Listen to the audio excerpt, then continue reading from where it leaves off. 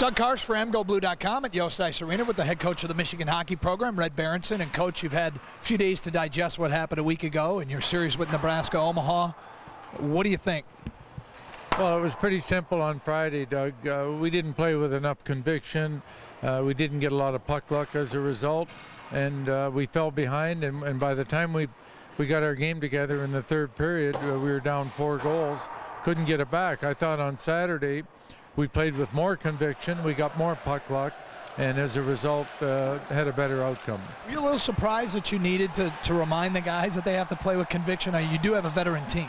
Oh, no question. I mean, we should have been more ready for that game and more ready for that team. Now, give Nebraska credit. They played well, and they did get the puck luck. I can't tell you they outplayed us, but I thought we played poorly enough to lose the game, and we played much better on Saturday night. So why that was, it's a good question. Your goalie situation, obviously Hunwick had been your Friday night starter. Hogan came back on Saturday. Hogan played pretty well on Saturday night. Do you stay with the same rotation? Yep. Hunwick will play at Ferris State, and Hogan will play here on Saturday. And of course, a lot of it has to do with the way the defense played in front of them. Did you get a better defensive effort Saturday night? No question. We were better with the puck, and we were better without the puck.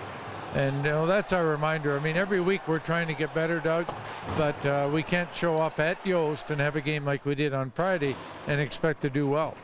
Let's talk a little bit about your young players. Anybody starting to stand out a little bit? You think the lights started to go on?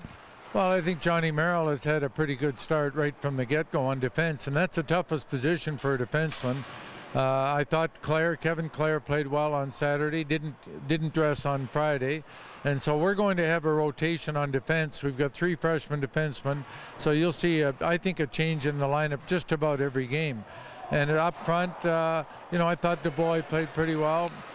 He's shown some good signs, made a good play to Scooter Vaughn on his goal, and then we're still looking for other freshmen to step up.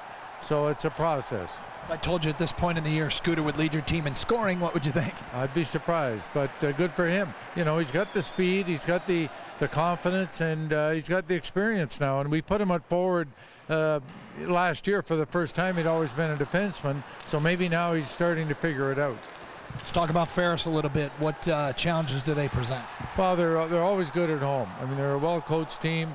They're usually an older team. They're off to a pretty good start again. They were 15-3-2 at home last year, had the best home record in our conference, and we had a tough time with them in there. This will be a good challenge for us. And do you remind the guys to play with conviction, or did they get that lesson? Oh, they got the lesson. I mean, there's no question about that, and that shouldn't be a repeat performance, but I mean, we have to play our ultimate best. We got to play better defensively, and then we've got to put our chances in. When you're on the road, you get a couple of scoring chances, you've got to bury them.